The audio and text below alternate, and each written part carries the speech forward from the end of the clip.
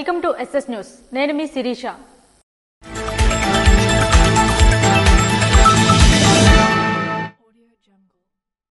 శనివారం TDP camp కార్యాలయంలో MLA గుండుశంకర్ ప్రజా దర్బార్ నిర్వహించారు.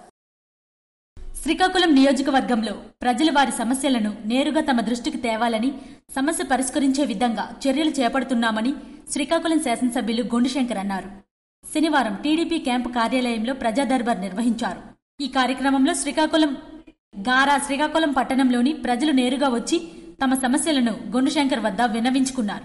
ఈ సందర్భంగా ఎమ్మెల్యే గుండుశంకర్ మాట్లాడుతూ, ప్రజల సమస్యలు తమ దృష్టికి తీసుకువస్తే సంబంధిత అధికారులు సంప్రదించి సమస్య పరిష్కరించే దిశగా ప్రయత్నాలు చేస్తామని, ప్రజలు ఈ అవకాశాన్ని వినియోగించుకోవాలని తెలిపారు.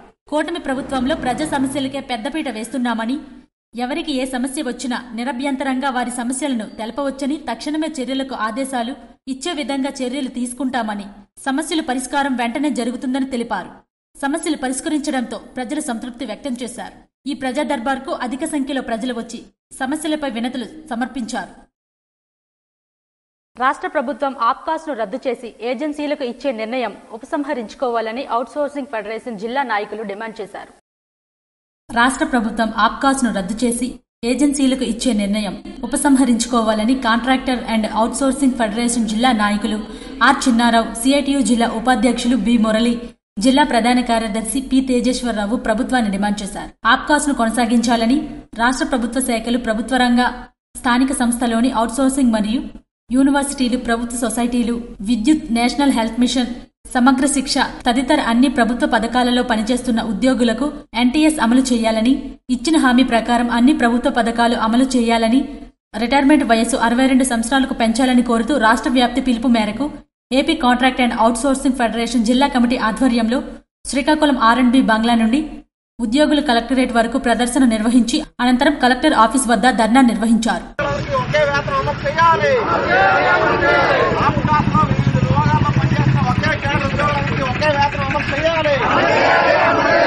ఉద్యోగులందరికీ మినిమం టైం స్కేల్ అమలు చేయాలి. సమాన పనికి సమాన వేతనం అమలు చేయాలి. అవుట్ సోర్సింగ్ ఉద్యోగులందరినీ రెగ్యులరైజ్ చేయాలి. ఆప్కాస్ ఉద్యోగుల ఐక్యత వర్ధిల్లాలి. ఆప్కాస్ విధానాన్ని రద్దు చేసి ఏజెన్సీలకు బదలాయించొద్దు. ఆప్కాస్ విధానాన్ని రద్దు చేసి ఏజెన్సీలకు అప్పగించొద్దు. ఆప్కాస్ ఉద్యోగులందరికీ ఉద్యోగ భద్రత కల్పించాలి. ఆప్కాస్ ఉద్యోగులందరికీ ఉద్యోగ భద్రత కల్పించాలి. ఈ సందర్భంగా వారు మాట్లాడుతూ, ఆప్కాస్ ను రద్దు చేసి అవుట్సోర్సింగ్ ఉద్యోగులను ప్రైవేట్ ఏజెన్సీల ద్వారా నియమించాలనే ఆలోచనను రాష్ట్ర ప్రభుత్వం విరమించుకోవాలని డిమాండ్ చేశారు. తెలుగుదేశం ప్రభుత్వం అధికారంలోకి వచ్చిన తరువాతనైనా న్యాయం జరుగుతుందని అవుట్సోర్సింగ్ ఉద్యోగులు, వివిధ పథకాల ఉద్యోగులు ఎదురుచూస్తున్న తరుణంలో తెలుగుదేశ కూటమి ప్రభుత్వం కూడా జీవో 2ను విడుదల చేయడం అన్యాయమన్నారు. ఈ అంశంపై పునరాలోచించి గతంలో వలె జీవో నెంబర్ 9959-42713 ల ప్రకారం ఉద్యోగులందరికీ నియమం టైం స్కేల్ అమలు చేయాలని కోరారు. ధర్నా అనంతరం జిల్లా రెవెన్యూ అధికారికి ప్రతినిధులు వినతిపత్రం అందించారు. ఈ కార్యక్రమంలో ఆప్కాస్లో వివిధ విభాగాల్లో పనిచేస్తున్న నాయకులు నక్క శ్రీనివాసరావు, రిమ్స్ ఉద్యోగులు కె తేజ, టి కిరణ్, మౌనిక, ప్రత్యూష, శిరీష తదితరులు పాల్గొన్నారు. 10వ తరగతి చదువుతున్న విద్యార్థులకు పరీక్ష కిట్లు పంపిణీ చేసిన ఎమ్మెల్యే ఎంజీఆర్. పాతపట్నం నియోజకవర్గ కేంద్రం గవర్నమెంట్ హైస్కూల్లో 10వ తరగతి చదువుతున్న విద్యార్థులకు పరీక్ష కిట్లు పంపిణీ చేసి శుభాకాంక్షలు తెలియజేసిన పాతపట్నం నియోజకవర్గ శాసనసభ్యులు మామిడి గోవిందరావు. ఈ సందర్భంగా ఆయన మాట్లాడుతూ, విద్యా వ్యవస్థలో విప్లవాత్మకమైనటువంటి మార్పులు తీసుకువస్తున్న మన రాష్ట్ర విద్యాశాఖ మంత్రి నారా లోకేష్ బాబు అని కొనియాడారు. అలాగే ప్రభుత్వ స్కూళ్లు మోడల్ స్కూల్గా మార్చే దిశగా కృషి చేస్తున్నారని తెలియజేశారు. విద్యార్థులు మంచి మార్కులతో ఉత్తీర్ణులైన వారికి బహుమతులు ప్రదానం చేస్తానని అన్నారు. ఒక ఫ్లాగ్ మీకు పంపించారంటే మీరు ఎంత అదృష్టవంతులు ఒకసారి చూడండి. మీరు ఒకసారి శుభ్రంగా అందరూ వినియోగించుకొని మంచిగా పాస్ అవ్వాలి. నేను కూడా ఒక మాట ఇస్తున్నాను, మీలో ఫస్ట్ సెకండ్ వచ్చిన వాళ్ళకి, ఫస్ట్ వచ్చే వాళ్ళకి 30,000 రూపాయలు ఇస్తాను, సెకండ్ వచ్చే వాళ్ళకి 20,000 రూపాయలు ఇస్తాను. అంటే 50,000 రూపాయలు మీ గురువు గారు పెట్టి మళ్ళీ మీ ఇందుగా చెప్తాను.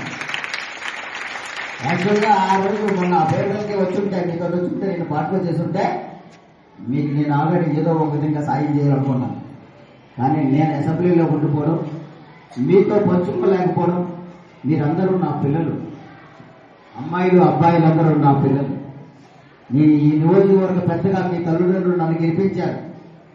మీ బాధ్యత కూడా నాకు కూడా ఉంది. కానీ నేను అసెంబ్లీలో ఉండడం వల్ల మీ పేరు ఇంకా రాలేకపోయాను. కానీ చాలా బాగా జరిగిందట, నాకు చాలా మంది చెప్పారు. వన్స్ అగైన్ మీ అందరికి కూడా ఆల్ ద బెస్ట్ చెప్తూ, ఫస్ట్ వచ్చే వాళ్ళకి 30,000, సెకండ్ వచ్చే వాళ్ళకి 20,000 ఇస్తూ, అదే కాకుండా ఒకవేళ జిల్లా గైడ్స్ వచ్చిందనుకోండి, మన జిల్లా ఫస్ట్ వచ్చే వాళ్ళు ఎవరైనా ఉంటే జిల్లా గైడ్స్ వచ్చిందనుకోండి 50,000 ఇస్తాం. వచ్చిందనుకోండి. ఈ కార్యక్రమంలో ప్రధానోపాధ్యాయులు, ఉపాధ్యాయులు, విద్యార్థులు, అధికారులు, నాయకులు తదితరులు పాల్గొన్నారు. కేంద్ర రాష్ట్ర ప్రభుత్వాలు విశాఖ స్టీల్ ప్లాంట్ ని సెయిల్లో విలీనం చేయాలని సిపిఎం జిల్లా కార్యదర్శులు ప్రభుత్వాన్ని డిమాండ్ చేశారు. కేంద్ర రాష్ట్ర ప్రభుత్వాలు విశాఖ స్టీల్ ప్లాంట్ ని సెయిల్లో విలీనం చేయాలని, ఉక్కు పరిశ్రమకు సొంత గనులు కేటాయించాలని సిపిఎం పార్టీ జిల్లా కార్యదర్శి డి గోవిందరావు, సిఐటియు జిల్లా ప్రధాన కార్యదర్శి పి తేజేశ్వరరావు ప్రభుత్వాన్ని డిమాండ్ చేశారు. విశాఖ స్టీల్ ప్లాంట్ కు కేంద్ర ప్రభుత్వం సొంత గనులు కేటాయించాలని, ఉక్కు పరిశ్రమ సెయిల్లో విలీనం చేయాలని, కేంద్ర ప్రభుత్వం ప్రకటించిన ప్యాకేజీల్లో కార్మికులకు జీతాలు చెల్లించాలని, స్టీల్ ప్లాంట్ను నడపడానికి కావలసిన 3 ఖనిజాలకు మాత్రమే ఖర్చు పెట్టాలని డిమాండ్ చేస్తూ అన్ని జిల్లా కేంద్రాల్లో నిరసన చేయాలని రాష్ట్ర వ్యాప్త పిలుపులో భాగంగా విశాఖ ఉక్కు పరిశ్రమ పోరాట వేదిక ఆధ్వర్యంలో శుక్రవారం శ్రీకాకుళం 7 రోడ్ జంక్షన్ వద్ద నిరసన కార్యక్రమం నిర్వహించారు. ఈ సందర్భంగా ఆయన మాట్లాడుతూ స్టీల్ ప్లాంట్ను పరిరక్షిస్తామని అధికారంలోకి వచ్చిన కూటమి ప్రభుత్వం ఆ మాటను మరిచిందని, ఎన్నికల సందర్భంగా ఇచ్చిన హామీలను నెరవేర్చడంలో విఫలమైందని దుయ్యబట్టారు. ప్రభుత్వం ప్రకటించిన ప్యాకేజీ నిధులు కేవలం అప్పులకి ఖర్చు చేయాలని ప్రకటించడం దుర్మార్గమని అన్నారు. స్టీల్ ప్లాంట్లో కాంట్రాక్టు కార్మికుల తొలగింపులు ఆపాలని డిమాండ్ చేశారు. కేంద్ర ప్రభుత్వం స్టీల్ ప్లాంట్పై సరైన నిర్ణయం తీసుకోకపోతే తరువాత జరిగే పరిణామాలకు ప్రభుత్వమే బాధ్యత వహించాల్సి ఉంటుందని హెచ్చరించారు. సిపిఎం జిల్లా కార్యదర్శి డి గోవిందరావు మాట్లాడుతూ, విశాఖపట్నం స్టీల్ ప్లాంట్ పరిరక్షణ కోసం జరిగే పోరాటానికి సిపిఎం పార్టీ అండగా ఉంటుందని అన్నారు. కేంద్ర రాష్ట్ర ప్రభుత్వాలు ఉక్కు పరిశ్రమకు అండగా ఉంటారో, కార్పొరేట్ల పక్షం ఉంటారో తేల్చుకోవాలని అన్నారు. ఈ కార్యక్రమంలో CITU town convener R Prakashrao, జిల్లా ఉపాధ్యక్షులు కె సూరయ్య, అంగన్వాడీ యూనియన్ జిల్లా అధ్యక్ష కార్యదర్శులు కె కళ్యాణి తదితరులు పాల్గొన్నారు. పేదలకు అత్యుత్తమ వైద్యం అందించడమే ముఖ్యమంత్రి సహాయ నిధి లక్ష్యమని ఎమ్మెల్యే గుండుశంకర్ అన్నారు. పేదలకు అత్యుత్తమ వైద్యం అందించడమే ముఖ్యమంత్రి సహాయ నిధి లక్ష్యమని, అందులో భాగంగా శ్రీకాకుళం నియోజకవర్గంలో 14 మందికి 20,70,006 రూపాయలు ముఖ్యమంత్రి సహాయ నిధి చెక్కులు పంపిణీ చేయడం జరిగిందని శ్రీకాకుళం నియోజకవర్గ శాసనసభ్యులు గుండుశంకర్ తెలిపారు. శనివారం శ్రీకాకుళం విశాఖ ఏ కాలనీలో ఉన్న పార్టీ కార్యాలయంలో ఈ చెక్కుల పంపిణీ కార్యక్రమంలో ఎమ్మెల్యే గుండుశంకర్ పాల్గొన్నారు. ఈ సందర్భంగా గుండుశంకర్ మాట్లాడుతూ, రాష్ట్ర ముఖ్యమంత్రి నారా చంద్రబాబు నాయుడుకు సిఫార్సు చేసిన వెంటనే సహాయ నిధి నుంచి ఆర్థిక సహాయం అందించడం ఓ గొప్ప విషయమని, పేదలకు అత్యుత్తమ వైద్య సేవలకు రీయింబర్స్మెంట్ చేయడం జరిగిందని, గతంలో ఎన్నడూ లేని విధంగా నియోజకవర్గంలో ఒక్కసారి ఇంతమందికి చెక్కులు పంపిణీ చేయడం ఇదే మొదటిసారి అన్నారు. ఈ కార్యక్రమంలో పార్టీ నాయకులు, కార్యకర్తలు, ప్రజలు పాల్గొన్నారు. రెవెన్యూ అసోసియేషన్ ఏర్పాటు చేసిన రెవెన్యూ అతిథి గృహాన్ని జిల్లా కలెక్టర్ స్వప్నిల్ దినకర్ ప్రారంభించారు. ప్రభుత్వ పాలనా వ్యవస్థలో రెవెన్యూ శాఖ కీలకమని, ఇందులో పనిచేసే ఉద్యోగులు రేయింబవళ్లు పనిచేస్తూ ఆరోగ్యం పట్ల నిర్లక్ష్య వైఖరితో ఉంటారని, దీన్ని దృష్టిలో పెట్టుకుని శ్రీకాకుళం జిల్లా రెవెన్యూ అసోసియేషన్ ముందుకు వచ్చి మెగా మెడికల్ క్యాంపు ఏర్పాటు చేయడం ఎంతో ముదావాహమని శ్రీకాకుళం జిల్లా కలెక్టర్ స్వప్నిల్ దినకర్ పేర్కొన్నారు. శనివారం శ్రీకాకుళం జిల్లా కేంద్రంలో రెవెన్యూ అసోసియేషన్ ఆధ్వర్యంలో ఏర్పాటు చేసిన రెవెన్యూ అతిథి గృహం ఆధునీకరణను రాష్ట్ర రెవెన్యూ అసోసియేషన్ అధ్యక్షుడు, Amaravati joint action committee chairman Bopparaju వెంకటేశ్వర్లతో కలిసి జిల్లా కలెక్టర్ ప్రారంభించారు. ఈ సందర్భంగా ఆయన మాట్లాడుతూ, రెవెన్యూ శాఖ అధికారులు అంకితభావంతో పనిచేయడం పట్ల భూమి సమస్యలు లేని జిల్లాగా శ్రీకాకుళం జిల్లాను తయారు చేస్తున్నామని అన్నారు. శ్రీకాకుళం జిల్లా సమగ్రాభివృద్ధికి బాటలు వేసే మొదటి శాఖ రెవెన్యూ శాఖ అని కొనియాడారు. 20 రకాల మెడికల్ టెస్ట్, దీంట్లో అది కూడా బేసిక్ టెస్ట్ కాకుండా అన్ని చాలా అడ్వాన్స్ టెస్ట్, బ్రెస్ట్ క్యాన్సర్ కానీ, సర్వైకల్ క్యాన్సర్ కానీ, తర్వాత ఈ డయాబెటీస్ సంబంధించి షుగర్, HbA1c, ఇది అన్ని, ఈ హార్ట్, ఇవన్నీ ఇక్కడ టెస్ట్ చేయడం జరుగుతుంది. ఇది ఒకటే రెవెన్యూ అసోసియేషన్ ఎంప్లాయీ గురించి ఒకటే కాదు, ఎంటైర్ ఫ్యామిలీ వరకు కూడా ఈ టెస్ట్ రెవెన్యూ అసోసియేషన్ తరఫున డాక్టర్ శశిధర్ హాస్పిటల్ వాళ్ళ సౌకర్యంతో ఇది మనం చేస్తున్నాము. రెవెన్యూ అసోసియేషన్ ఇలాంటి ఇంకా ఇది కార్యక్రమం ఇంకా ముందుగా తీసుకువెళ్ళాలి. ఈ శ్రీకాకుళం ఒక్కటే కాకుండా డివిజన్ స్థాయిలో టెక్కలి కానీ తర్వాత మన పలాశాలో కూడా ఇలాంటి ప్రోగ్రామ్స్ పెట్టమని నేను రిక్వెస్ట్ చేస్తున్నాను. మన డిస్ట్రిక్ట్ అడ్మినిస్ట్రేషన్లో రెవెన్యూ యంత్రాంగం మీ అందరికీ తెలుసు, మొదటి డిపార్ట్మెంట్ చాలా ఇంపార్టెంట్.